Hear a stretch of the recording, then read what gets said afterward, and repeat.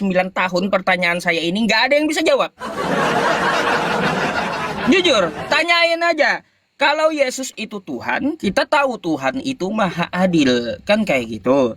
Nah, di mana letak Iya. maha adil Yesus terhadap kita? Sedangkan dia nongol di abad pertama cuma satu kampung yang lihat fisik Tuhan gitu. Lalu mana keadilannya untuk kita yang di zaman sekarang? Kita nggak bisa lihat fisik Tuhan. Iya. Enak kali tuh manusia zaman abad pertama sama kampung Najaret itu bisa lihat Tuhan. Kan saya baru nih Pak Ustadz, baru Muslim, mungkin saya lagi pengolahan lah istilahnya, sedikit memahami sedikit demi sedikit. Yang saya pertanyakan kan saya selalu ditanya, Lan, kenapa kamu masuk Muslim? Alasannya, kasih alasannya. Kan banyak kontradiksi di Muslim ini, gini-gini nih. Tuhannya nggak kelihatan. Nah, yang ku pertanyakan Pak Ustadz, saya harus jawab aja ketika lingkungan saya menanyakan kenapa Tuhan kamu nggak kelihatan, gimana saya jawabnya? Ya itulah bentuk kemahaadilan dia. Dia nggak nongol itu bentuk kemahaadilan. Sejak zaman Nabi Adam sampai kiamat nanti dia nggak bakal kelihatan gitu. Bukan berarti dia tidak ada. Artinya apa? Dia adil kepada seluruh makhluknya, khususnya manusia. Coba kalau Tuhan nongol, yang bisa lihat hanya orang yang tidak buta. Bagaimana dengan orang buta? Ayo. Di mana keadilan Tuhan terhadap orang buta kalau dia nongol? Pikir di situ. Iya. Makanya dia tidak nongol itulah bentuk kemahaadilan dia terhadap seluruh manusia. Bagi yang bisa melihat, baik bagi yang buta. Nah gitu. Kenapa Tuhanmu nggak kelihatan? Itulah bentuk kemahaadilannya. Coba kalau dia nongol kayak Yesus. Mana keadilan Yesus bagi orang buta? Enak kali yang kagak buta bisa lihat Tuhan.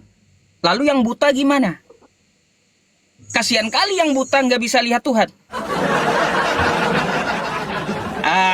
Kan gitu, nggak adil kalau Tuhan itu sampai nongol. Kalaunya sudah tidak bisa adil, berarti gugur yang namanya kemahaadilan. Kalau kemahaadilannya gugur, tidak bisa kita sebut Tuhan. Gitu.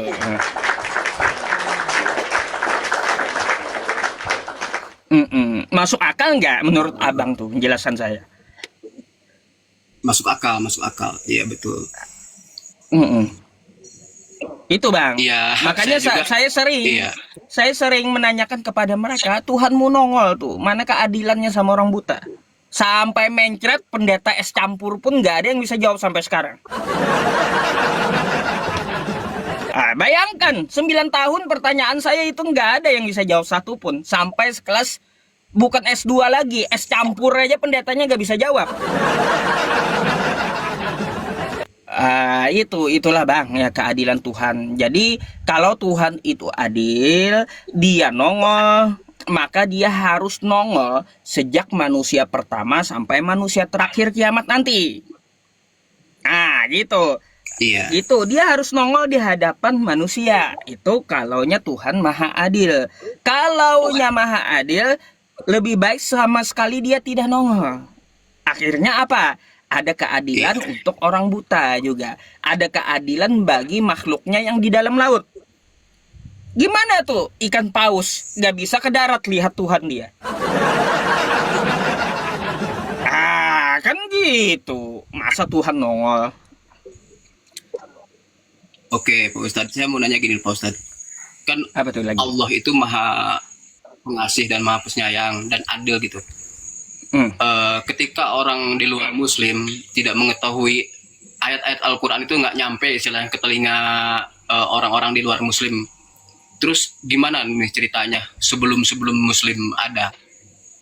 Gini bang, Anda buka Quran surah Al-Baqarah ayat 62. Di situ Allah katakan orang-orang Yahudi dan orang-orang Nasrani serta Sabi'in dan orang-orang yang beriman kepada Allah, mereka tidak akan bersedih hati. Gitu. Bagi mereka pahala yang besar. Artinya apa? Ketika Nabi Muhammad belum bawa Islam di tanah Arab, ada ajaran sebelumnya. ajaran Nabi Musa.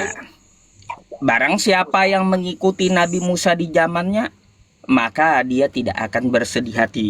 Artinya dia selamat gitu. Waktu Nabi Musa ada. Nah, terus orang-orang yang beriman yang lurus terhadap ajaran Nabi Musa. Kelanjutannya ke Nabi Isa. Barang siapa yang mengikuti Nabi Isa, sejak Nabi Isa itu muncul sampai dia diangkat, maka dia selamat. Gitu. Selamat. Setelah Nabi Isa ya diangkat, itu nggak ada lagi kan ajaran gitu. Kosong. Tetap syariat Nabi Isa. Terus juga nggak ada teknologi seperti di zaman sekarang. Maka orang yang di atas gunung kayak gimana? Nggak bisa mereka dengar ajaran para nabi kan? Kan gitu. Lalu orang di atas gunung kayak gimana? Nah, orang yang di atas gunung ini Allah sebutkan, disebut dia sabiin. Sabiin itu dia mentauhidkan Allah, maksudnya itu dia tidak menyekutukan Allah meskipun dia tidak mengikuti syariat dari para nabi, karena dia tidak mendengar ajaran para nabi gitu. Karena tempatnya di atas gunung, teknologi belum ada, maka dia tidak bersedih hati juga. Artinya ketika dia mentauhidkan, mengesahkan Tuhan semesta alam, tidak menyembah patung, tidak menyembah manusia di atas gunung itu, percaya bahwa pencipta langit dan bumi dan yang menciptakan dia itu ada gitu. Itu dia juga tidak akan bersedih hati. Lanjut ke zaman Nabi Muhammad membawa Islam. Ya, barang siapa yang tidak mengikuti Nabi Muhammad, maka dia akan celaka gitu. Akan celaka. Sampai Allah sudah sebutkan di Al-Maidah ayat 3. Al-yauma akmaltu lakum dinakum wa atmamtu alaikum ni'mati wa raditu lakumul Islam madina. Pada hari ini telah aku sempurnakan agamamu untukmu. Maksudnya disempurnakan kayak gimana? Islam itu bukan ajaran baru. Islam itu ajaran dari para nabi terdahulu. Hanya saja syariatnya nambah. Dulu di zaman Abraham nggak ada perintah untuk berhaji, itu nggak ada setiap manusia. Kenapa sekarang ada? Kenapa sekarang ada? Karena teknologinya sudah bisa kita enak pakai kapal, pakai pesawat. Coba di zaman Abraham diperintahkan manusia untuk berhaji ke Makkah, orang pakai apa? Pesawat nggak ada. Kan masuk akal. Makanya sempurnanya ajaran para nabi ketika Islam itu datang. Al-yauma akmaltu lakum dinakum wa atmamtu alaikum ni'mati, dan telah aku cukupkan nikmatku untukmu, kata Tuhan. Apa buktinya? Sekarang ada perintah syahadat. Bisa syahadat di media sosial. Dipermudah sekarang. Terus sholat dimanapun boleh. Ajaran dari Islam seluruh dunia mencakup sudah. Jadi orang tahu cara sholat seperti apa. Bisa melihat di HP sekarang. Terus puasa. Dimudahkan kita puasa. Dulu nggak ada orang yang pakai teropong bintang, lihat hilal. Nggak ada. Hanya pakai perkiraan, kan kayak gitu. Perkiraan dari hitungan terdahulu. Sekarang dipermudah, ada teknologi bisa melihat hilal bulan. Mudah kita menghitung bulan datangnya Ramadan sekarang. Makanya nikmatku telah kucukupkan, kata Tuhan. Artinya semua sumber daya di muka bumi ini dapat kita gunakan untuk meraih Islam. Habis itu zakat. Bayangkan orang dulu yang ya orang tua aja, jujur nih ya, orang tua saya itu kasih saya uang saku sekolah 100 perak. Zaman dulu. Sekarang apa? Mudah kita nyari uang. Mudah nyari uang. Tinggal bikin video dimonetize. Jadi duit sekarang. Semuanya udah dikeluarkan oleh Allah, dipermudah untuk kita apa? Berzakat. Gitu. Habis itu diperintahkan pula berhaji. Sekarang udah ada teknologi. Ada teknologi kapal. Ada teknologi pesawat. Mudah kita untuk melaksanakan haji. Makanya nikmatku telah kucukupkan itu maksudnya semua dipermudah oleh Allah agar apa? Kita mencapai Islam. Maka aku ridhoi Islam sebagai agamamu. Jadi seperti itu. Jadi nggak ada di zaman Abraham, zaman Nabi Musa ada perintah haji ke Makkah. Orang nggak ada pesawat masih. Kan gitu. Nggak ada juga perintah yang lain-lain kan sebelum itu. Nah, gitu. Jadi Iya. Islam itu agama yang mudah kalau kita mau mengerjakan. Jadi seperti itu bang. Ya, Islam itu. Jadi orang yang tidak menyekutukan Allah, yang sebelum Nabi Muhammad, barang siapa mereka mengikuti nabinya, Nabi Musa, Nabi Isa, ah, itu akan selamat. Nabi Musa pengikutnya selamat ketika Nabi Musanya ada. Datang Nabi Isa, pengikut Nabi Musa yang tidak mengikuti Nabi Musa, itu neraka. Karena mereka tidak mau mengikuti Nabi Isa. Gitu. Lalu Nabi Isa ada pengikutnya yang mengikuti Nabi Isa ini, dia akan selamat. Datang Nabi Muhammad, pengikut Nabi Musa, pengikut Nabi Isa yang tidak mengikuti Nabi Muhammad, itu akan celaka. Innalladzina kafaru min ahlil kitabi wal musyrikina fi nari jahannam khalidina fiha ulaika hum syarrul bariyah. Sesungguhnya orang-orang kafir dan ahli kitab serta orang musyrik, mereka akan masuk neraka jahanam dan mereka kekal selama-lamanya. Mereka itulah seburuk-buruknya makhluk. Kita lihat bang, Abraham dulu itu disuruh sujud dahinya ke tanah untuk menyembah Tuhan. Musa sujud juga dahinya ke tanah menyembah Tuhan. Daud sujud ke tanah dahinya untuk menyembah Tuhan. Ezra sujud ke tanah dahinya menyembah Tuhan. Yesus sujud ke tanah dahinya dia berdoa kepada Tuhan. Habis itu Islam ritualnya juga sujud ke tanah kan gitu. Seperti para nabi. Barang siapa ritualnya joget-joget gak karuan, nyanyi-nyanyi, neraka tempatnya. Karena apa? Karena dia tidak mengikuti ajaran para nabi. Gak pernah Abraham mencontohkan menyembah Tuhan, nyanyi-nyanyi, joget-joget. Gak ada. Gitu. Jadi barang siapa saat ini yang tidak mengikuti Nabi Muhammad untuk sujud kepada Tuhan yang dahinya ritualnya tuh ke tanah gitu ya, maka yang ritualnya beda, yang sujudnya yang tidak sujud, atau ritualnya itu nyanyi-nyanyi, joget-joget di rumah ibadahnya, udah neraka pasti udah. Gak ada ajaran dari Nabi kayak gitu. Saya bukan menyudutkan salah satu ajaran, enggak gitu ya bang ya. Tapi memang Islam bukan ajaran yang baru. Islam itu adalah ajaran penerus dari para nabi. Para nabi sujud, Islam tetap sujud. Makanya Quran surah As-Sajdah tuh ayat 15. Innama yu'minu bi ayatina alladzina idza dzukiru biha kharru sujada wa sabbahu bihamdi rabbihim wa hum la yastakbirun. Apabila orang beriman dan para nabi dulu mereka mendengar firman Tuhan, mereka akan sujud langsung. Para nabi itu sujud tersungkur dan mereka tidak pernah menyombongkan diri. Artinya apa? Sujud itu adalah bentuk penyembahan kita kepada Tuhan semesta alam, bukan joget-joget. Aduh, si karaba-raba-raba, bukan. Gitu bang.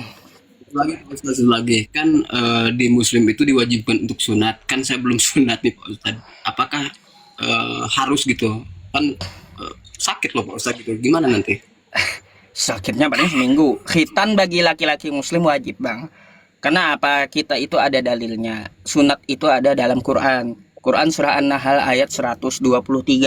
Tsumma auhayna ilaika anittabi' millata Ibrahim hanifa wa ma kana minal musyrikin. Kemudian kami wahyukan kepada engkau, maka ikutilah millah Abraham.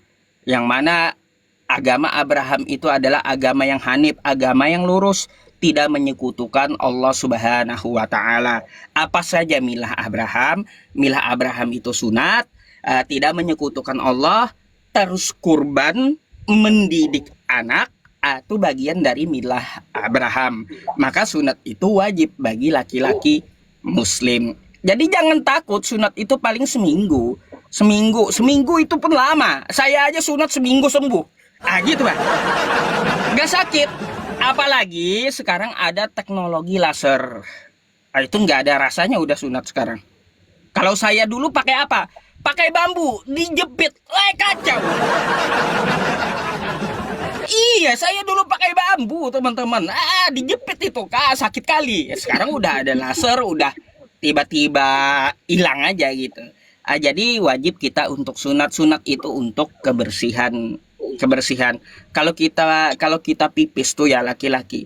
Kadang-kadang kan laki-laki ini ada pipisnya yang berdiri kan juga kayak gitu. Itu kadang-kadang air pipisnya itu masih tersisa gitu. Dia nggak netes lagi, tapi dia malah tersimpan di bagian bawah kulit. Kalau nggak sunat, ya masuk dia ke kulupnya, bau jadinya. Gitu. Makanya nih ya, tanya aja perempuan Muslim, mau yang sunat atau kagak? Ngapain kagak sunat, jorok katanya. Nah gitu. Jadi gitu bang, jadi khitan lah. Khitan paling sekarang 1.500.000 yang pakai laser. Seminggu sembuh, nggak perlu takut. Tanya aja yang udah masuk Islam. Gitu ya. Iya. Dan saya pun ditanyakan sama temen gitu kan, kan aku bertato bang nih ya, kan bertato dalam apa ya, dalam Muslim itu apakah kan wudhu itu harus suci kan? Apakah sah gitu? Nggak ada tato untuk sholat bang? Nah ini juga fikihnya perlu belajar Anda. Tato itu haram. Salah satu alasannya mengubah ciptaan Allah yang udah bagus ya, bersih gitu badan kita, tiba-tiba dimasukkan tinta ke dalam kulit, sehingga kalaunya di bagian tangan di sini ibaratnya ini kan bagian wudhu, akhirnya air wudhu tidak meresap ke dalam kulit, maka wudhunya tidak sah. Gitu. Jadi hilangkan tatonya. Jadi seperti itu. Lantas Gitu. kalau Jadi jangan sampai menghalangi. Gini kalau kan kita sekarang nggak sanggup, ada teknologi tuh. Ada teknologi laser juga menghilangkan tato kan gitu. Ada juga kan dulu yang pakai apa itu, pakai sabun yang bikin hancur tangan. Sekarang kan ada teknologinya yang bagus mengeluarkan tinta dari kulit. Sementara kita belum punya dana, belum punya biaya. Satu dulu yang kita yakini, kewajiban dari sholat itu harus dikerjakan. Sholat itu diawali dari wudhu. Meskipun ada tatonya di sini, udah wudhu aja gitu. Itu artinya ada apa? Ada sesuatu yang darurat dari kita karena belum mampu menghilangkan tatonya. Jadi tatonya itu setidaknya nanti dihilangkan, tapi kalau yang nggak mampu, tetap aja kita laksanakan dan tetap berwudu. Wudunya sah karena ada uzur dari kita, gitu. Ya, terima kasih Pak Ustadz ya, pencerahannya. Saya naik Sama-sama. nggak ada, hanya menanyakan karena saya baru gitu loh. Tidak ada debat-debat di sini. Banyak belajar bang. Banyak belajar, seorang muslim itu wajib belajar tiap hari. Gak usah Anda, saya pun tiap hari belajar. Thalabul ilmi faridatun ala kulli muslim. Setiap muslim itu wajib untuk belajar. Belajar agama itu dihitung jihad. Kalau kita ya wafat dalam menuntut ilmu, itu kita dihitung syahid wafatnya. Gitu, dijamin surganya karena nuntut ilmu. Lebih bagus mana yang menuntut ilmu dengan yang ahli ibadah? Bagusnya itu berilmu dulu baru ibadah. Artinya lebih bagus yang menuntut ilmu daripada ahli ibadah. Nah gitu. Jadi belajarlah tiap hari. Saya pun juga belajar gitu Bang. Ya.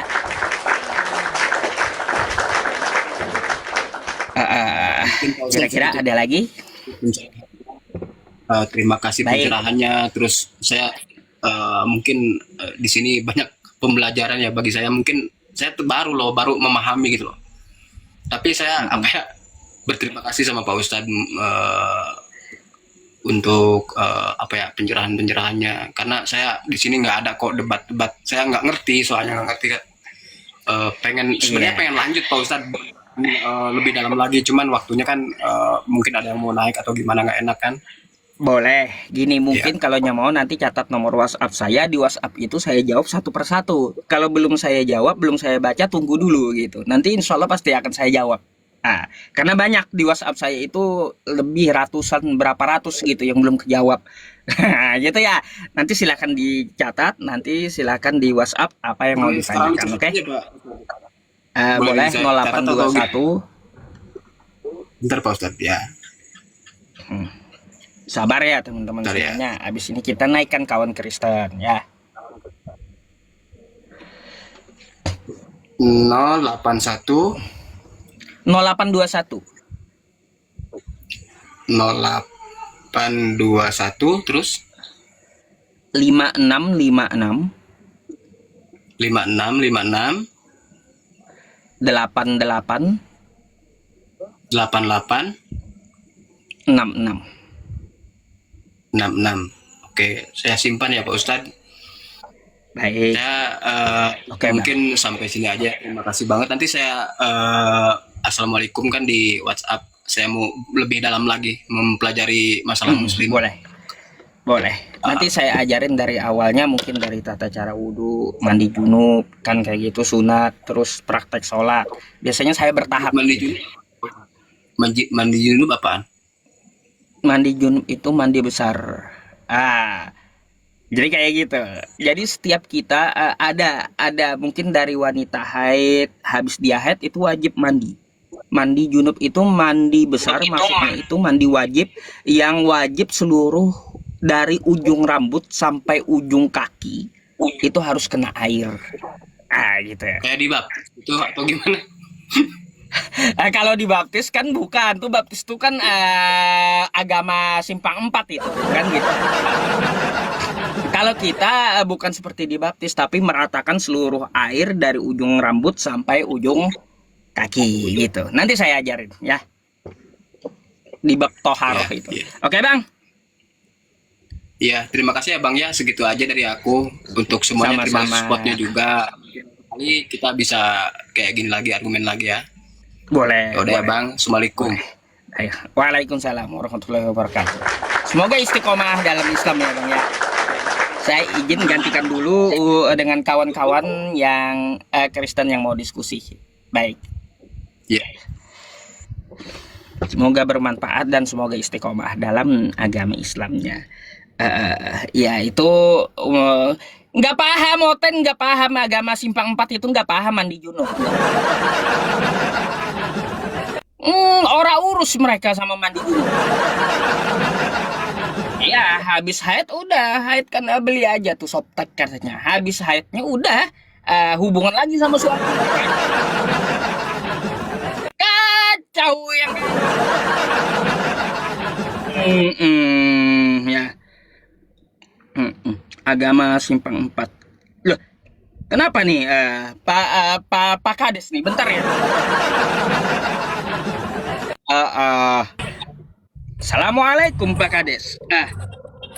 Tumben naik beliau. Pak Mahyudin, assalamualaikum. Assalamualaikum ya Bang. Tumben Itu naik. tadi baru masuk Islam ya? Gak usah on Betul. cam, saya lagi bawa mobil. Itu baru masuk Islam tadi Iya. ya Bang ya? Saya lambat nyimak. Iya sudah, Yaudah, kalau nanti dia saya belum bagilah sunatan nomornya nanti di saya bayarin WhatsApp. sunatannya Bang ya. Nah, Ya, tuh, Bang. siap. Oke, Pak Bang. Kades Makasih, nih, turunkan, ya, Bang. mau bayarin Turunkan, ya. kitanya. Nanti saya bagi Siap, ya siap. Pak Kades nomornya di WhatsApp. Baik. Oke, Siap oke. siap Bang. Thank you. Ya, thank you. Assalamualaikum. Ya. Waalaikumsalam warahmatullahi wabarakatuh. Oh, pada ketawa dia. Saya bilang agama simpang 4. Coba lihat tuh ya, lambangnya tuh lah lambang simpang 4 gitu. Kan kayak gitu sih. Tahu juga teman-teman nih ya. Aduh. Yang Kristen mana sih? Siapa nih? Danis Slim. Siapa? Yang Kristen mana gilirannya? Apa ini? Ini apa ini? KHB. Maksudnya Caleb Joshua. Halo, selamat malam. Ada moderator? Malam, assalamualaikum. Waalaikumsalam, Pak. Ya, turunkan aja. Ada yang mau disampaikan, Pak? Ya, Anda sudah mengerti anunya Pak Ustadz tadi dengarkan. Ya, itu aja Pak Ustadz. Ya, mudah-mudahan selalu sehat dan panjang Amin. umur. Wah, iya, Kak. Ya, assalamualaikum. Amin. Waalaikumsalam warahmatullahi wabarakatuh. Oke, kita izin gantikan dulu Bapak ya, karena kawan-kawan udah Gak sabar katanya buat diskusi. Eh, eh. Ya saya harap ya Pak Moderator sesuai giliran lah dinaikin itu. Sesuai gilirannya. Ya, Bang Paras sesuai giliran. Siapa ini? Erwin Gunawan, selamat malam. Assalamualaikum Ustaz. Waalaikumsalam. Iya, Islam Bang. Ada yang mau Islam. disampaikan? Islam Bang. Oke, terima kasih Bang. Saya sudah nonton live-nya. Iya Bang, biasanya saya menaikkan yang Kristen biar ada diskusi. Boleh saya gantikan Bang. dulu dengan kawan Oke, Kristennya? Oke. Oke, Assalamualaikum.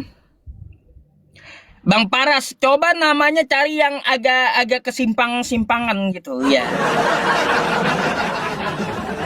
Maksudnya agak namanya itu kan bisa diketahui kan dari namanya, ibaratnya si tepu-tepu kan kayak gitu. Atau rata-rata kan itu rata-rata gitu Bang Paras, simpang 4 itu agamanya. Rumah sakit. Bukan.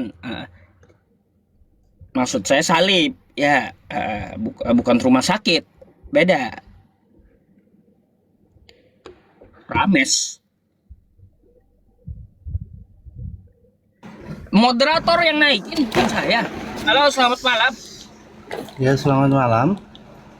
Entar. Malam Bang. Kristen ya? Konten ya. dulu lah. Ya, sebentar.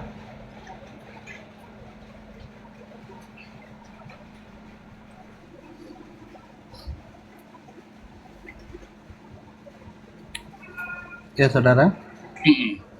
Iya, abang dari Kristen. Ya, saya dari Kristen, puji Tuhan. Lah nih kita diskusi. Mungkin abang mau bertanya dulu atau boleh saya bertanya? Protestan ya? Ya, saya Protestan. Mungkin abang mau menanyakan sesuatu nih, atau saya boleh tanya dulu? Begini Ustadz. Nah, kalau dalam kekristenan kan kami meyakini itu Ustadz. Kami meyakini bukan asal meyakini, kami meyakini Tuhan yang satu, yaitu Bapa, Firman, dan Roh. Seperti di dalam diri Ustadz itu ada jasad, ada jiwa, dan ada roh. Nah, sekarang saya pengen tahu Tuhan Ustadz itu satu yang bagaimana? Itu pertanyaan yang pertama. Pertanyaan saya yang kedua, kami meyakini karena bukti. Ya, buktinya bahwa Yesus itu menjanjikan bahwa setiap manusia itu mati, tapi ada pengharapan di balik kematian, yaitu akan bangkit. Nah, dia membuktikan itu juga. Dia bangkit, naik ke surga, hidup kekal hingga saat ini. Pertanyaan saya, yang memperkenalkan Allah kepada Anda siapa yang sudah bangkit dan sudah hidup kekal hingga saat ini? Terima kasih Ustaz. Baik, yang pertama Bang saya jawab dulu ya. Anda perlu tahu di ajaran Anda Yesus tidak pernah mengajarkan Tuhan itu 3 dalam 1. Tidak ada dikatakan oleh Yesus ya bahwa Allah yang benar itu adalah 3 dalam 1. Coba Anda lihat ketika Yesus ya, dia mengutip Ulangan 6 nomor 4. Hai Bani Israel, Tuhan Allah kita, Tuhan itu Esa. Gak ada Yesus ngomong, hai Bani Israel, Tuhan Allah kita 3 dalam 1. Jadi paham abang bukan ajaran Yesus. Itu yang pertama, agar Anda tahu. Yang kedua saya akan jawab pertanyaan abang.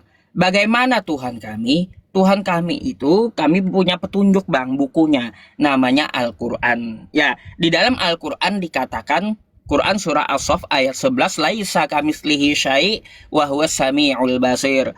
Dia beda dengan segala sesuatu.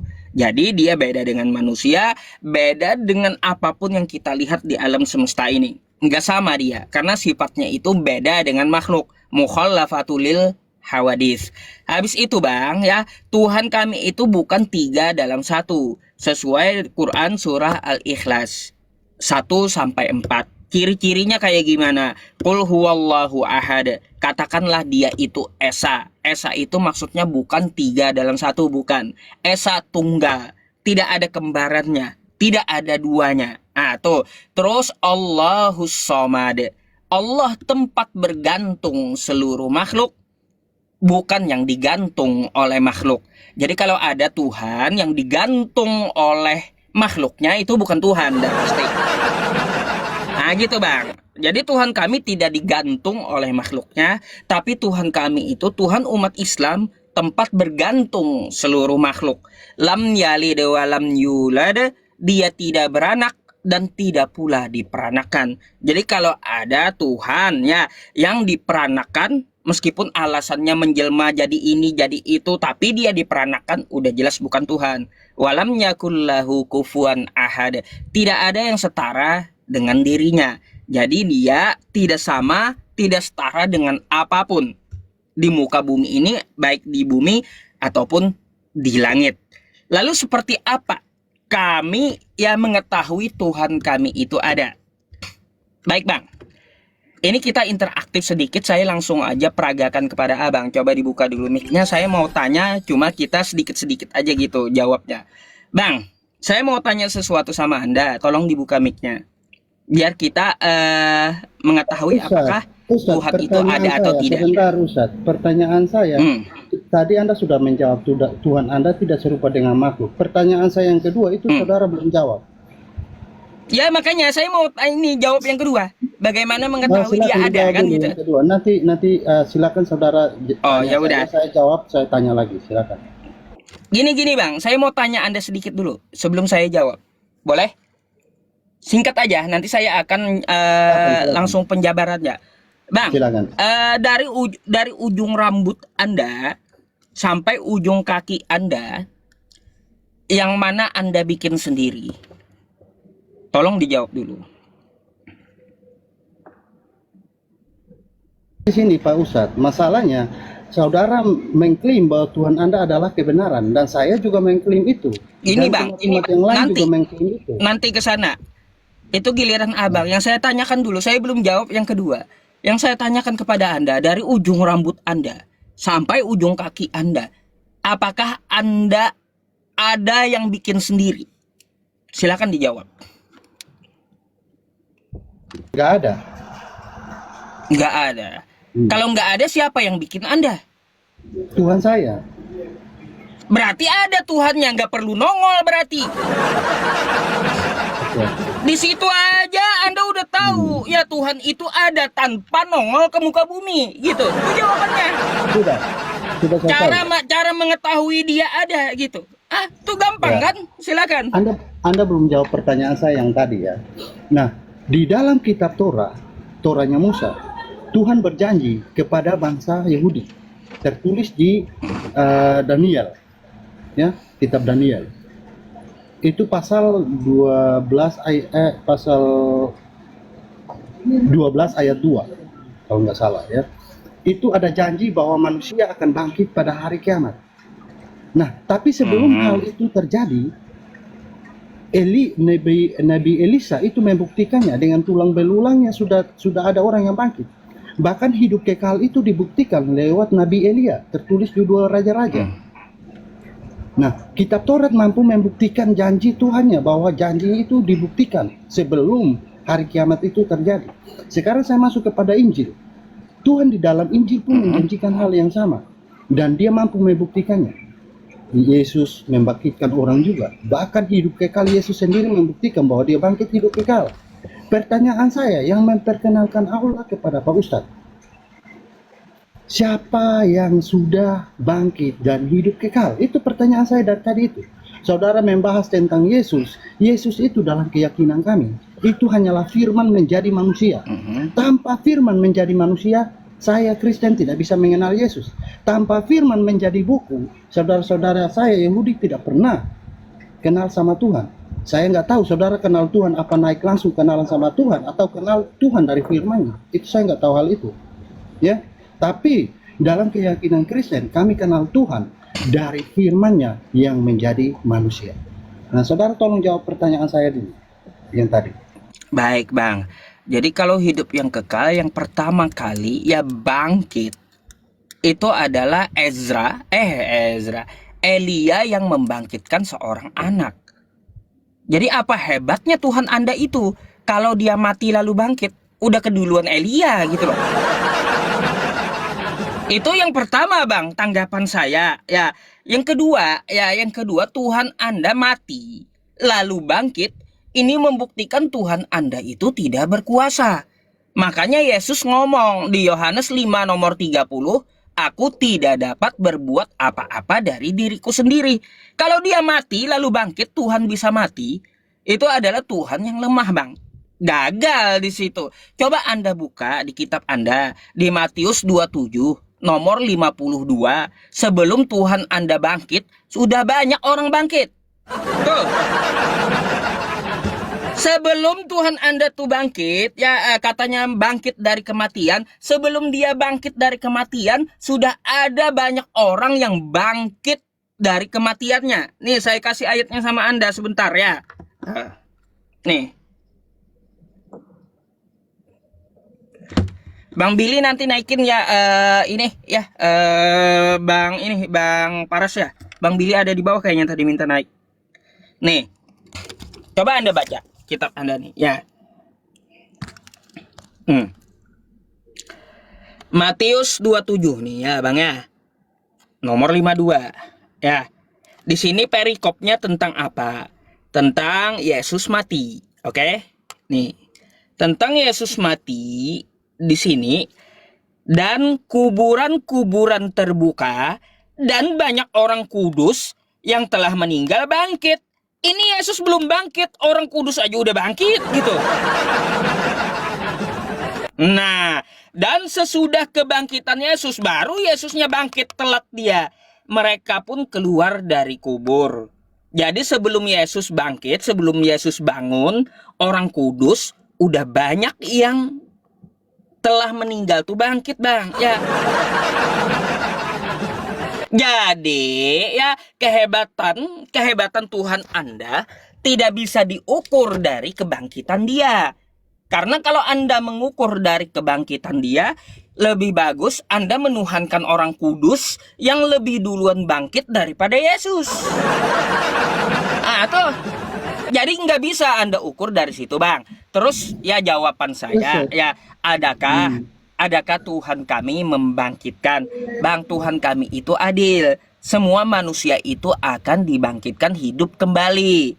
Di dalam Quran surah Al-Waqiah ya, wa qalu a idza mitsna wa kunna turaba wa 'idhaman a inna lamab'utsun aw abaunal awwalun. Qul innal awwalina wal akhirin lamajmu'una ila miqati yaumin ma'lum. Jadi orang-orang bertanya, apakah nanti kami setelah mati menjadi tulang belulang, kami akan dihidupkan kembali, dan orang tua kami apakah juga akan dibangkitkan? Qul innal awwalina wal akhirin. Katakan, kata Allah ya, kau dari zaman Nabi Adam tuh sampai manusia kiamat nanti, wal akhirin, akan kubangkitkan. Tuh. Belum lah ya, belum. Tuhan membangkitkan kita semuanya belum. Jadi untuk masalah bangkit itu bukan ukuran, Bang. Kalau Yesus kan cuma bangkit dari dirinya sendiri, menghidupkan orang mati dari satu orang saja. Coba kalau Tuhan kami zaman Nabi Adam, dari Nabi Adam sampai manusia terakhir dia bangkitkan, tapi ada waktunya, bukan di dunia ini. Jadi seperti itu, Bang. Nggak bisa kita menjadi tolak ukur kebangkitan itu membuktikan bahwa dia adalah Tuhan. Kalau kebangkitan itu ya membuktikan dia adalah Tuhan, maka lebih baik Anda tidak usah menuhankan Yesus. Lebih baik Anda menuhankan Elia, dan Anda lebih baik menuhankan orang-orang kudus yang lebih dulu bangkit daripada Yesus. Silakan ditanggapi dulu.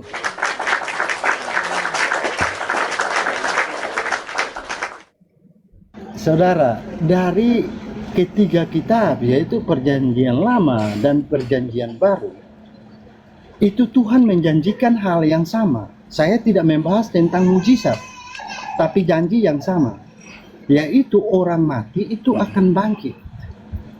Ya, Tapi sama. Quran surah Al-Waqiah. Anda juga dijanjikan hal demikian nggak? Ya iya, Quran surah Al-Waqiah yang saya baca tadi. Orang yang mati dengar, ya. akan dibangkitkan. Akan tetapi saudara,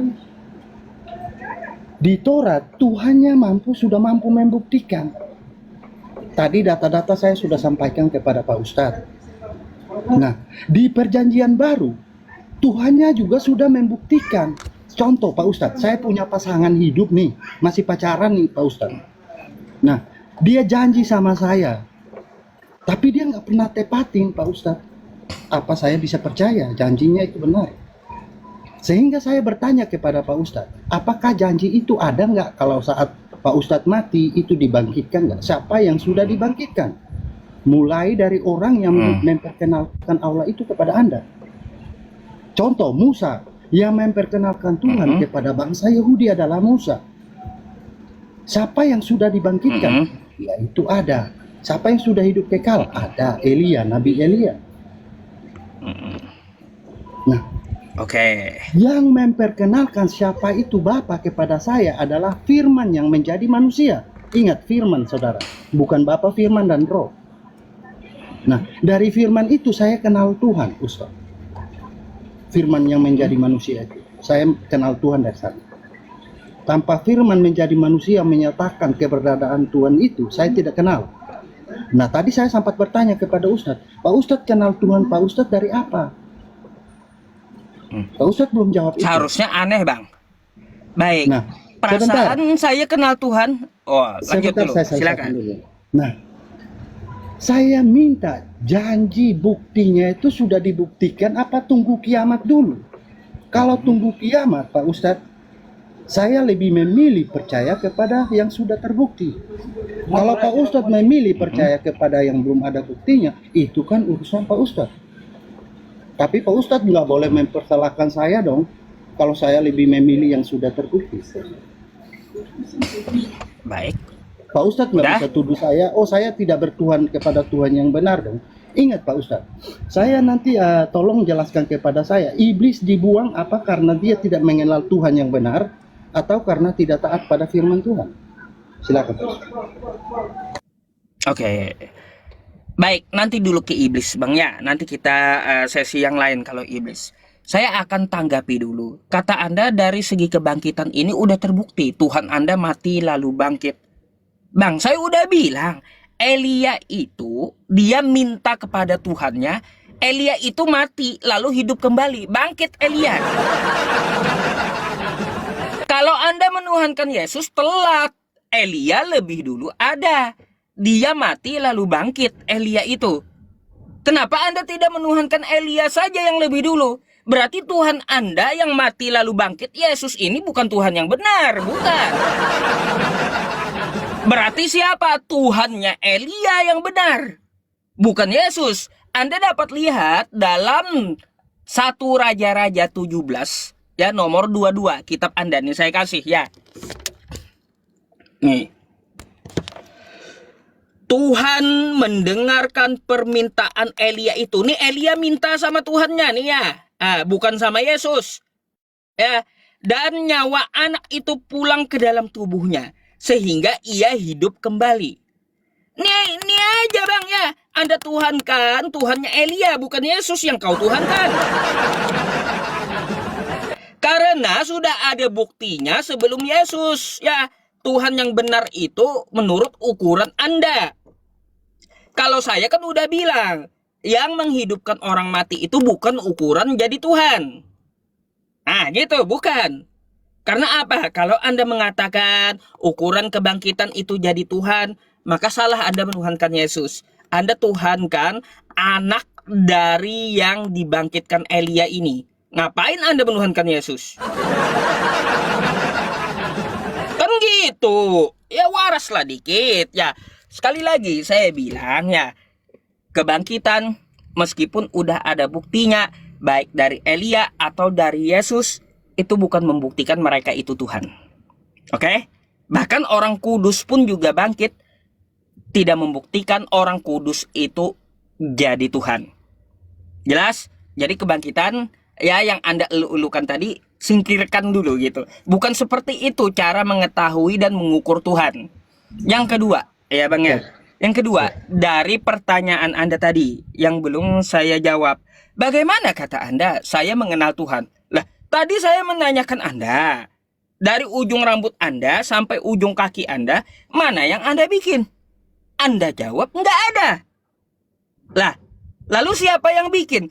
Kata Anda Tuhan. Begitulah cara mengenal Tuhan. Yang menciptakan kamu, yang menciptakan saya. Gak perlu sampai dia jadi firman jadi manusia. Buat apa?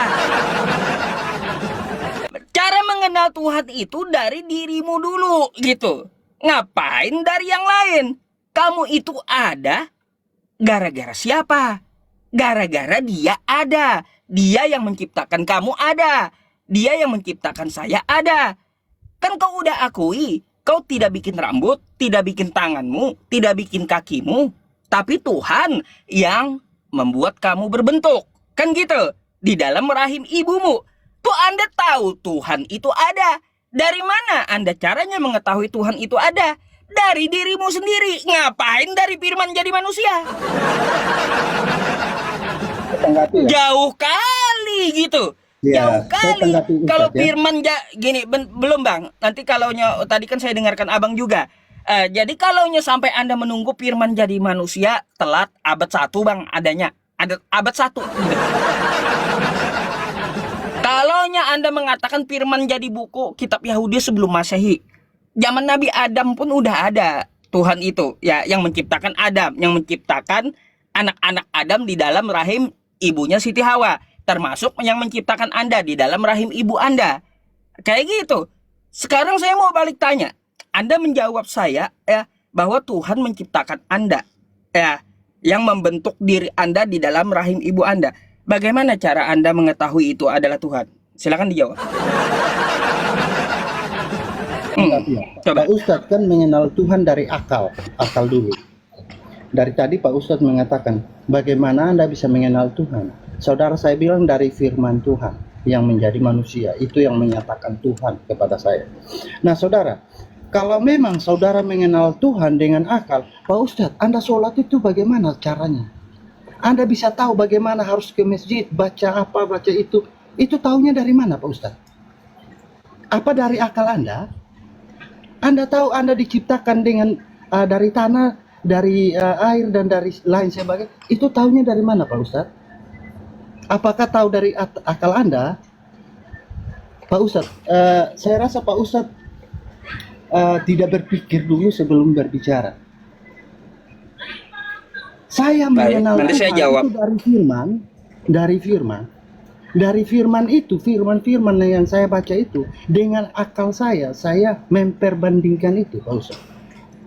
Bukan akal saya yang menjadi dasar, ya, tapi firman yang saya jadikan dasar. Dari akal itu saya bisa membedakan, oh yang ini yang benar, ini yang tidak benar. Begitu Pak Ustaz. Nah, bukankah Oh, baik. tadi tentang Elia, Pak Ustaz? Dalam firman Tuhan menyatakan bahwa manusia akan mati dan bangkit. Bukan menyatakan manusia akan hidup naik langsung hidup kekal. Tidak demikian Pak Ustaz. Ya, manusia mati dulu baru bangkit. Nah, sedangkan Elia langsung naik Pak Ustaz, hidup kekal dia. Ya. Nah, firmannya itu mati dulu baru bangkit. Nah Pak Ustadz, saya pengen tahu juga Pak Ustadz, kalau Pak Ustadz pengen tahu tentang firman Tuhan, Pak Ustadz, mau perbandingin dengan Elia. Elia bukanlah firman Tuhan yang menjadi manusia, mohon maaf Pak Ustadz. Yesus adalah firman Tuhan yang menjadi manusia. Iblis tidak taat kepada firman Tuhan, dia dihukum Pak Ustadz. Saya pun jika tidak taat kepada Yesus, saya pun akan mengalami nasib seperti iblis itu. Ya, Udah, Bang? jadi bukan Boleh hanya saya karena tanggapi ya? tidak bertuhan-tuhan yang tidak benar, Pak Ustadz, tapi firman-Nya, Pak Ustadz. Poinnya itu firman. Ya, nanti tolong soal itu iblis menurut iman saya. Nanti Pak Ustadz iblis menurut iman Pak Ustadz bagaimana? Terus tentang bukti yang saya minta dari awal tadi, Pak Ustadz dari tadi lari sana lari sini, tapi Pak Ustadz tidak pernah tunjukkan bahwa ada atau tidak gitu loh. Saya rasa pasti banyak Pak Ustadz ya. Loh Tuhan yang menurut Anda firman jadi manusia, Anda bilang oh itu tidak pantas. Padahal tidak tertulis bahwa firman tidak menjadi manusia menjadi tidak layak. Firman jadi buku layak. Baik. Kenapa firman jadi manusia Baik. Anda beranggap itu tidak layak? Ya. Jadi nanti tolong Oke, Anda Bang. jelaskan dulu. Siap. Terima kasih. Baik. Jadi gini Bang ya, terkait masalah Elia. Elia itu nggak pakai firman, langsung dia bisa menghidupkan anak tersebut. Apa? Artinya apa? Elia nggak terkena maut dulu, nggak mati dulu. Anak itu langsung dihidupkan oleh Elia gitu. Ngapain? Yesus. Yesus yang modar dulu, lalu bangkit kata Anda. Lebih hebat Elia. Nggak perlu pakai firman, dia bangkitin itu anak. Dia cuma angkat tangan ya kepada Tuhannya, langsung hidup itu anak. Nggak kayak Yesus gitu, yang modar dulu gitu. Kayak gimana? Padahal lebih hebat Elia yang tidak berasal dari firman, tapi bisa membangkitkan orang mati gitu. Daripada Yesus yang katanya berasal dari firman. Bang, perlu Anda tahu, gak pernah Yesus itu mengatakan dirinya dari firman. Semua manusia, kata Yesus, berasal dari firman. Manusia itu bukan hidup dari roti saja, tapi dari firman yang keluar dari mulut Allah. Matius 4 nomor 4. Ini perlu saya kasih tahu juga kitabnya berarti ini, ya. Nih. Kau baca dulu nih. Ya, kitabmu, ya. Nih kata Yesus, tetapi Yesus menjawab, ada tertulis, manusia hidup bukan dari roti saja, tetapi dari setiap firman yang keluar dari mulut Allah. Jadi semua manusia tuh dari firman. Bukan cuma Yesus. Yesus menjelaskan semua manusia itu dari firman. Jadi klaim kau bahwa Yesus berasal dari firman gugur. Kata Yesus semua manusia berasal dari firman. Yang keluar berasal dari firman. Yang kedua, Yesus menjelaskan semua manusia, Anda, saya, Yesus, penonton, itu berasal dari firman Tuhan hidupnya. Kalau Anda mengatakan firman yang jadi manusia itu adalah Tuhan, hari ini kau sembah saya berarti ya. Besok ya manusia sembah kau. Gantian aja gitu kita. Karena apa? Semua jadi Tuhan jadinya.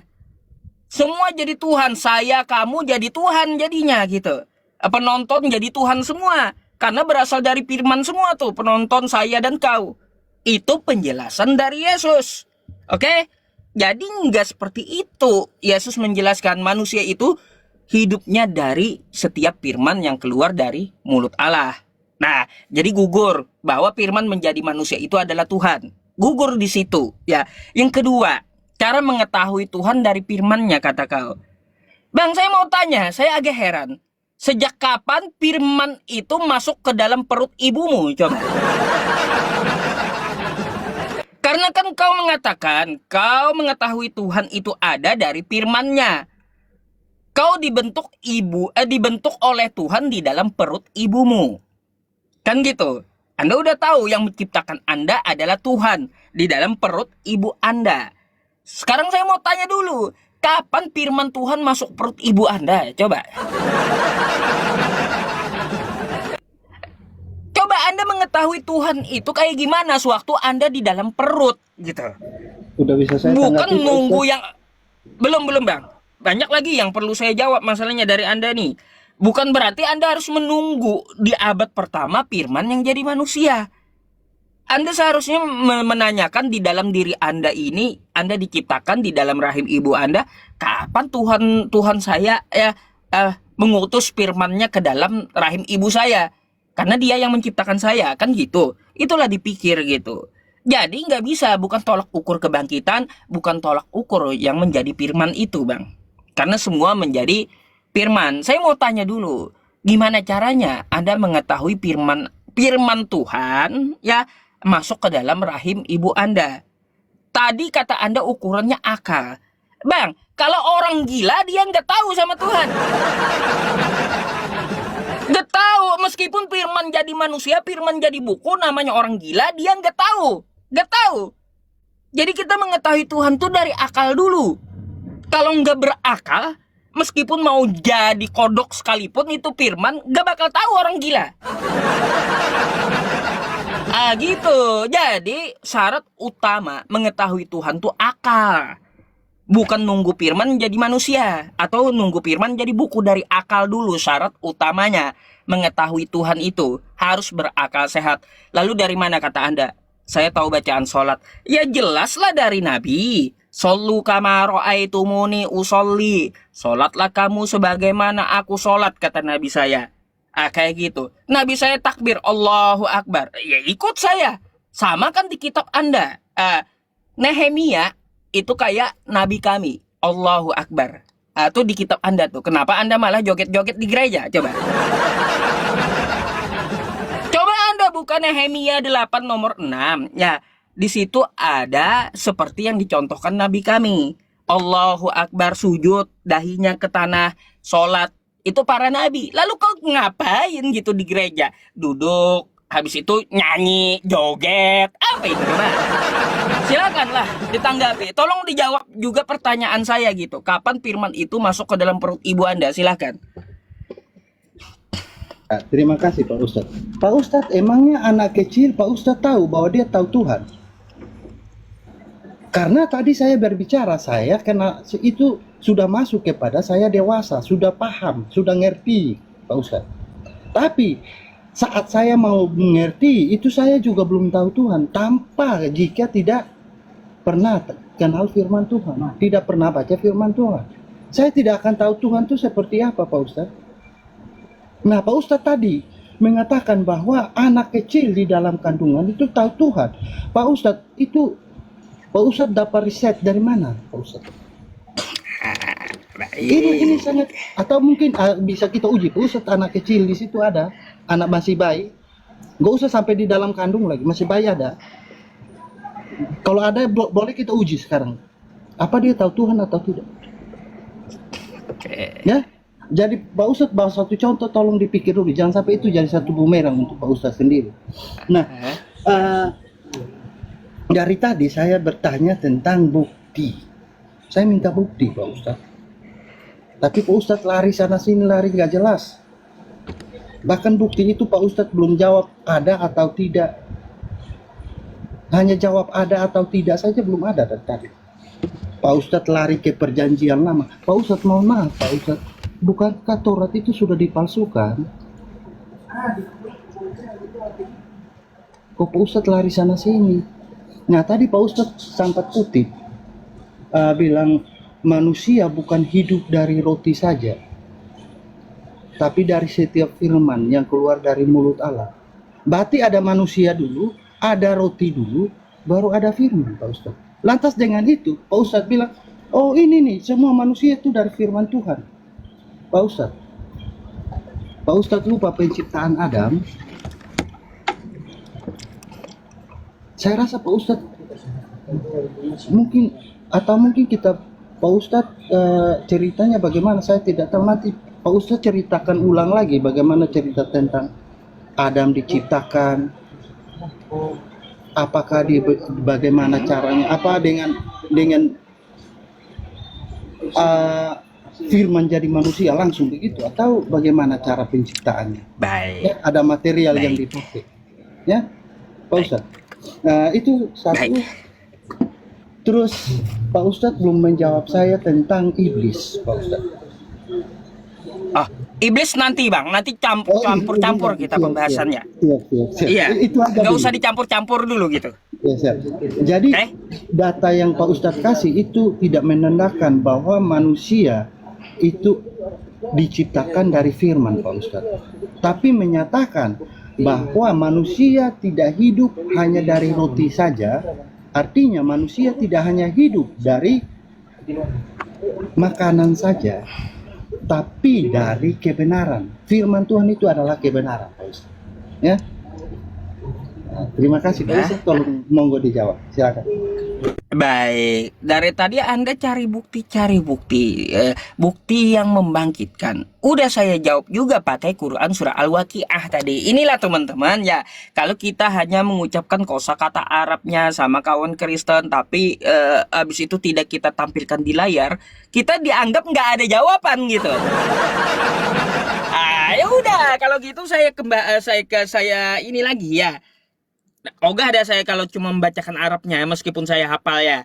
Wa kanu yaquluna a idza mitna wa kunna turaba wa 'idhaman a inna lamab'utsun. Dan mereka mengatakan, apakah apabila kami mati, ini mati ya, dan menjadi tanah dan tulang belulang, apakah sesungguhnya kami benar-benar akan dibangkitkan kembali? Nih ya, abaunal awwalun, apakah bapak-bapak kami yang terdahulu dibangkitkan pula? Ini kata Allah, qul innal awwalina wal akhirin. Katakanlah, sesungguhnya orang-orang yang terdahulu dan orang-orang yang terkemudian ya benar-benar akan dibangkitkan, dikumpulkan pada waktu tertentu pada hari yang dikenal. Oke? Dibangkitkan pada hari yang kita kenal. Seluruh manusia, seluruh para nabi akan dibangkitkan. Makanya saya bilang, ya, kayak Elia bisa membangkitkan anak kecil, kayak orang kudus bisa bangkit dari kematian, kayak Yesus bisa bangkit juga dari kematian, itu bukan tolak ukur jadi Tuhan. Ah, udah dibilang, karena bukan cuma Yesus satu-satunya yang bangkit. Ya, anak yang dibangkitkan Elia juga ada. Orang kudus sebelum Yesus bangkit juga ada. Jadi nggak perlu Anda cari bukti ya bahwa membuktikan yang bangkit itu, yang membangkitkan itu adalah Tuhan. Nggak perlu. Karena apa? Karena kita akan dibangkitkan semuanya ya nanti di hari terakhir gitu. Terus Bang ya, kata kamu ya anak-anak di dalam rahim tuh kan nggak paham firman. Kan dia belum berakal. Nah seperti itu Bang ya. Seperti itu. Kalau Anda yang mengatakan bahwa Anda mengetahui dari firman Tuhan setelah gede, berarti Anda nggak tahu dengan Tuhan Anda seharusnya tadi. Ketika saya tanya dari ujung kepala sampai ujung kaki, Anda jawab nggak tahu.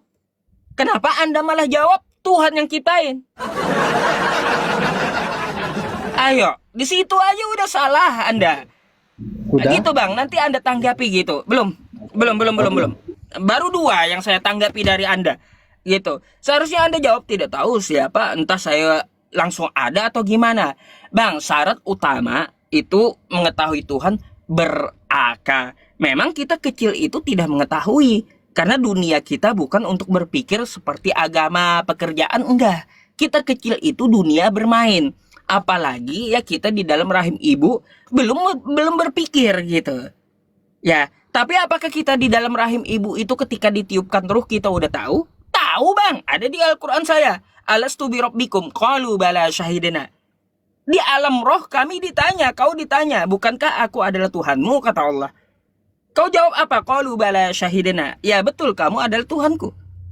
Lalu Anda dihapuskan ingatannya sampai Anda menerima dari pengajaran para nabi. Udah besar gitu. Memang syarat utamanya harus akal. Gimana Anda mau membaca firman Tuhan melalui yang dibawa para nabi kalau tidak berakal? Gimana? Coba Anda suruh orang gila yang kehilangan akal, bisakah dia baca kitab Anda? Nggak bakalan bisa. Jadi syarat utama mengetahui firman Tuhan, mengetahui Tuhan, itu dengan akal sehat dulu gitu. Nah, baru membaca. Oke Bang. Terus nih yang Anda minta jelaskan bagaimana penciptaan Adam. Penciptaan Adam itu ada di Quran saya. Quran surah Ali Imran ayat 59. Inna masala Isa indallahi kamatsali Adam khalaqahu min turabin tsumma qala lahu kun fayakun. Jadi Adam itu dia dibentuk dulu dari tanah ya. Belum hidup. Lalu ditiupkan firman Tuhan ruhnya kepada Adam. Jadi Adam pun ya berasal dari firman Tuhan tuh. Ya. Adam tuh dibentuk dulu dari tanah. Udah terbentuk, belum hidup dia, mematung. Baru ditiupkan summa qala lahu kun fayakun. Baru ditiupkan firman ke dalam tubuh Adam. Baru Adam hidup. Adam pun dari firman. Gimana? Gitu Bang. Silakan Anda tanggapi. Oke, saya mulai menjawab dulu. Mulai dari apa ya? Mulai dari saudara bilang tentang apa ya? Tentang dasar Sebenarnya saudara, saya tidak mendasarkan Yesus sebagai Tuhan karena dia bangkit hidup kekal. Tidak demikian Pak Ustaz. Dasar saya mengimani Yesus sebagai Tuhan karena dia adalah firman Allah yang menjadi manusia. Nah, satu hal Pak Ustaz, dalam Yohanes 5 ayat 21, sebab sama seperti Bapa membangkitkan orang mati dan menghidupkannya, demikian juga anak menghidupkan barang siapa yang dia kehendaki. Nah Pak Ustadz, perkataan ini sedang menyetarakan dirinya dengan Bapa. Jangankan dia mampu membangkitkan orang mati Pak Ustadz, dikatakan utusan saja nggak layak Pak Ustadz. Kalau Pak Ustadz nggak percaya, tolong tunjukkan saya di iman Pak Ustadz. Ingat, di iman Pak Ustadz, ada nggak seorang nabi berkata demikian, yang menyetarakan, setidaknya seimbang lah, sedang menyetarakan dirinya dengan Tuhan. Itu satu Pak Ustaz. Nah, akan tetapi ini terjadi kebalik Pak Ustaz. Bahkan dia mengatakan itu, dia melakukan hal-hal yang besar. Bahkan ada lagi, anak manusia itu dikatakan bahwa di Yohanes 20 ayat 28 sampai 29, ya, di sana Thomas berkata, ya Tuhanku dan Allahku. Malah seharusnya kalau dia bukan Tuhan dan Allah, Thomas, kamu sembarangan. Bukankah seorang rasul tahu akan hal itu? Pasti dia akan berkata, Thomas, jangan sembarangan. Saya bukan Tuhan dan Allah. Tapi apa yang Tuhan Yesus katakan di sana? Karena engkau melihat dan percaya. Berbahagialah mereka yang tidak melihat namun percaya. Nah, saya tidak melihat langsung hal itu, tapi saya percaya. Saya termasuk orang yang berbahagia. Dan itu bukan asal-asalan Pak Ustadz ya. Kasih aja Bang datanya biar kita tahu gitu. Ya, saya carikan datanya.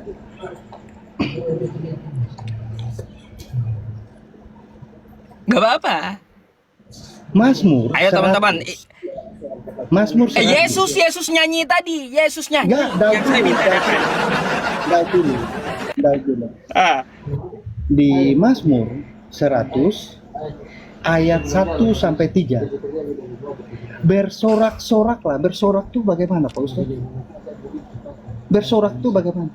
Bagi Tuhan, hai seluruh bumi. Ya, beribadalah.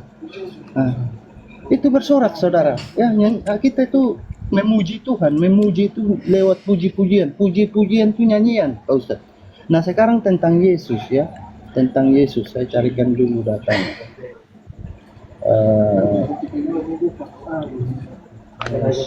Sebentar ya. Baru tahu saya Yesus nyanyi Bang. Iya. Nah, gitu. Sebentar, saya carikan datanya dulu. Saya carikan datanya ya. Coba baca di Matius 26. Ayatnya yang ke berapa nih? Bentar. Ke 30 kalau nggak salah. Ya, ke 30. Sebentar ya, saya ambil apa dulu. Coba Matius 6. Saya matikan kamera sebentar ya, biar saya bisa pakai apa ya, center ya. Nah.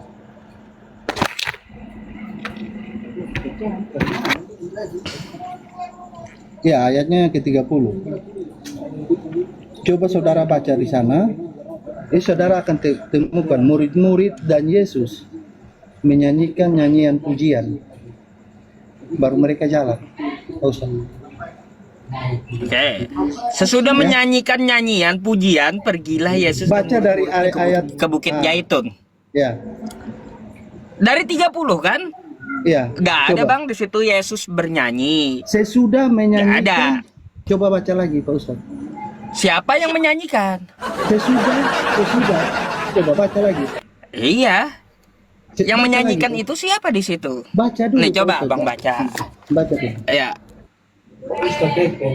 Coba Abang baca ya. Sesudah menyanyikan nyanyian pujian. Ini siapa yang nyanyi? Lalu di sini diceritakan Yesus. Setelah nyanyian itu, pujian itu pergilah Yesus dan murid-muridnya ke Bukit Zaitun. Apa beda pasal, Pak Ustaz? Satu pasal kan? Satu pasal. Gak Satu ada di pasal sini itu Yesus nyanyi. Loh. Dikatakan di sini, Bang. Bentar.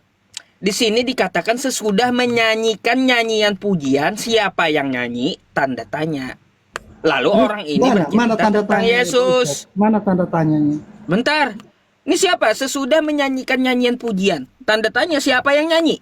Itu yang saya tanyakan. Loh, Yesus Pergilah dan Yesus dan murid-murid. murid-muridnya ke...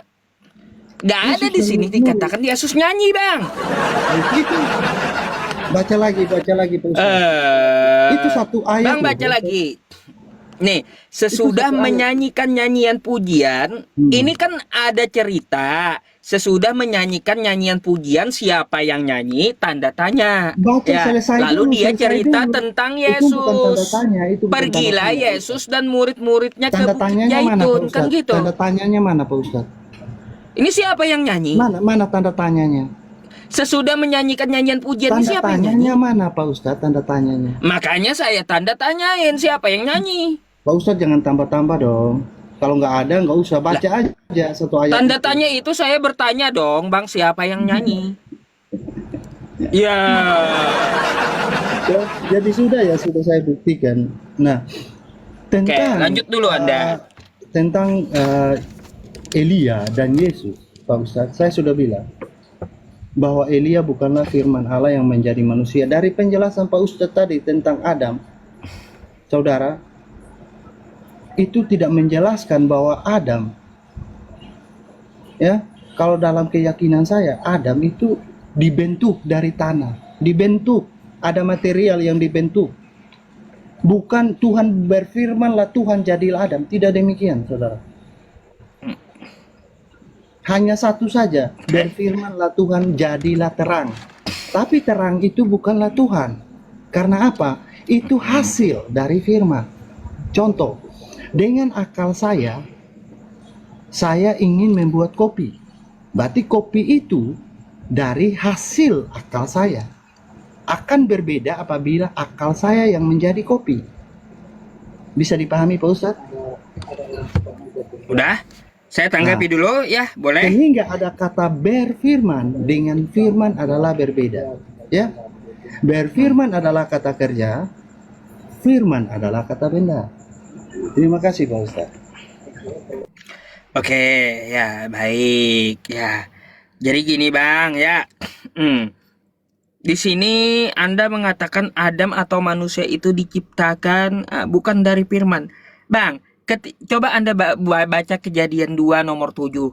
Ketika itulah Tuhan Allah membentuk manusia ya dari debu dan tanah dan menghembuskan napas hidup. Paham? Sesuai dengan Al-Quran saya, Adam itu dibentuk dulu dari tanah, lalu dia dihembuskan napas hidup atau ruh, lalu ya Allah berfirman, summa qala lahu kun fayakun, jadi hiduplah Adam. Makanya saya bilang Adam pun dari firman. Tuh Kejadian 2 nomor 7, baca kitab kau gitu. Makanya dibilang kata Yesus semua manusia itu dari firman. Oke? Nah, tadi kata Anda ya Yesus itu menyetarakan dirinya dengan Tuhan. Lalu Anda minta adakah nabi yang seperti Yesus ya yang tidak mau dibilang utusan? Ini saya kasih ayatnya ya. Quran surat Toha ayat 14 nih. Kalau Quran surat Toha ayat 14 ini teman-teman kita kasih ke kawan ke Kristen Nabi Muhammad yang disembahnya ya. Nih, coba ya.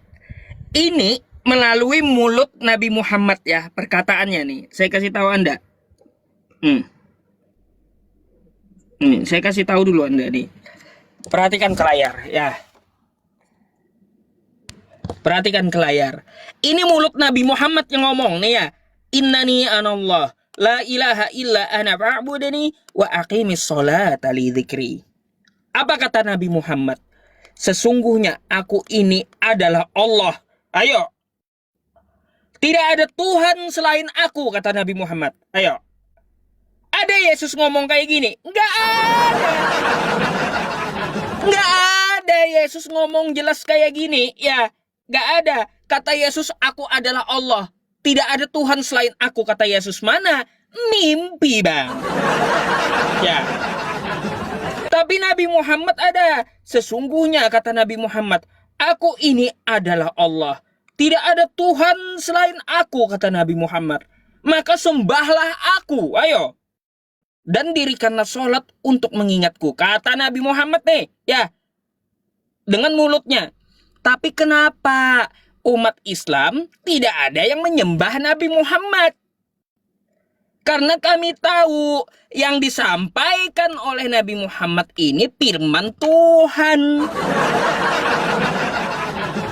Begitu pula ketika Yesus menyampaikan firman Tuhan. Kau baca ya di kitab kau ya, Yohanes 17 ya. Nih. Ya. 17 nomor 8.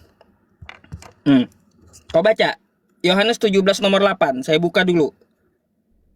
Nih apa kata Yesus? Sebab segala firman yang engkau sampaikan kepadaku telah kusampaikan kepada mereka, dan mereka telah menerimanya. Makanya kalau Yesus ngomong, aku adalah Allah, bukan Yesusnya yang Tuhan. Yesusnya itu menyampaikan firman yang dia terima dari Tuhannya. Paham? Makanya tadi ketika kau mengatakan aku dan Bapa adalah satu, atau Yesus tidak mau disebut utusan, kata kau kan kayak gitu tadi, tidak mau dia disebut utusan tapi menyetarakan diri dengan Tuhan. Memang dia sedang menyampaikan firman Tuhan. Paham? Contohnya kayak gini nih, saya kasih contoh sama Anda ya di kitab Anda. Wahyu 1 nih. Ya, Wahyu 1. Nomor 1 dulu. Nih. Inilah wahyu Yesus Kristus yang dikaruniakan Allah kepadanya, oke? Lalu Yesus ngomong seperti apa? Kata Yesus nih, ya. Aku adalah Alfa dan Omega. Ini kata Yesus. Ya, dari mulut Yesus. Tapi ini firman Tuhan Allah. Jadi bukan Yesusnya yang Alfa dan Omega, bukan.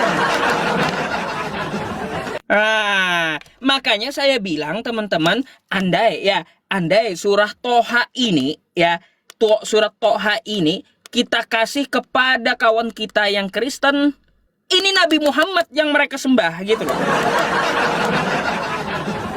Makanya mereka salah kaprah Kristen ini. Yesus sedang menyamakan dirinya dengan Tuhan. Bukan. Yesus itu menyampaikan firman Tuhan, menyampaikan yang dia sembah gitu. Coba Anda buka di dalam Yohanes 17 nomor 3. Apa kata Yesus? Inilah hidup yang kekal. Mereka mengenal Engkau satu-satunya Allah yang benar, dan mengenal Yesus Kristus sebagai utusannya. Enggak ngaku Tuhan dia. Gimana sih? Jadi saya balik ya pertanyaannya sama Anda, dan tolong jawab secara ringkas. Ada nggak perkataan Yesus kayak perkataan Nabi Muhammad? Ada nggak? Sesungguhnya aku adalah Allah, kata Yesus. Tidak ada Tuhan selain aku, kata Yesus. Maka sembahlah aku. Kata Yesus ada nggak kayak Nabi Muhammad? Kalau nggak ada, lebih baik kau sembah Nabi Muhammad kalau kayak gitu. Kan gitu, silakan Bang. Ya. Oke, jadi tadi saya katakan, itu saya menjelaskan sesuai iman saya, yaitu Adam diciptakan itu dari tanah dan dihembuskan nafas, Pak Ustadz. Bukan berfirmanlah Tuhan, jadilah Adam. Jika Pak Ustadz meyakini bahwa Adam diciptakan dengan berfirman, yaitu kan iman Pak Ustadz. Saya tidak membahas ke sana, Pak Ustadz. Nah, terus Pak Ustadz mengatakan satu hal lagi, ini membuat saya semakin apa ini, Pak Ustadz? Pak Ustadz mengatakan itu di surah Toha. Itu padahal setahu saya, saudara, saya nggak tahu mungkin bagaimana ya Pak Ustadz. Pak Ustadz tolong jelaskan dulu. Al-Quran itu perkataan Rasul Allah apa perkataan Allah, Pak Ustadz? Sehingga sampai Pak Ustadz berani mengatakan hal demikian. Ya, saya rasa saudara-saudara saya Muslim juga mungkin punya pemikiran yang berbeda sama Ustadz. Saya tanyakan ulang lagi, saya ingin memastikan Al-Quran itu perkataan Allah apa perkataan Rasulullah? perkataan Allah melalui mulut Nabi Muhammad? Tuh, Nah, berarti jawabannya. perkataan Allah, Pak Ustadz. Hmm. Kenapa Pak Ustadz bilang Ya sama. Kayak Yesus tadi, dia menyampaikan aku adalah Alfa dan Omega. Firman Tuhan Allah melalui mulut Yesus. Pak Ah, Ustadz? kan Pak gitu. Ustadz, letak perbedaannya. Kalau di Pak Ustadz, katakanlah kalau di apa kitab perjanjian lama selalu beginilah firman Tuhan Allah Israel. Tapi kalau Yesus tidak mengatakan demikian lagi. Hmm? Aku berkata kepadamu. Ya, itu Iya, letak perbedaannya. kau baca dulu. Ya, Kau baca Pak dulu, Ustadz. Bang. Yang saya sampaikan tadi. Yohanes 17 nomor 8. Segala firman yang kau berikan kepadaku telah kusampaikan kepada Sekarang mereka. kita bahas Jadi kalau bahas iblis dulu Pak Ustadz. nanti iblis Oh. belum kelar. Masalahnya Ya, gini, udah, orang lain kalau lagi, Yesus orang lain dapat lagi. firman, Siap. baik. Ya, saya orang lain. Iya. lagi. Terima kasih Pak Ustadz ya. Mohon maaf kalau Baik, ada kata sama-sama. saya salah. Saya mohon maaf. Kita hanya Ya. berdiskusi. Saya belajar. Semoga untuk dipahami ya, menambah Bang, ya. Pengetahuan juga. Siap. Oke, Terima thank kasih you. banyak. Ya.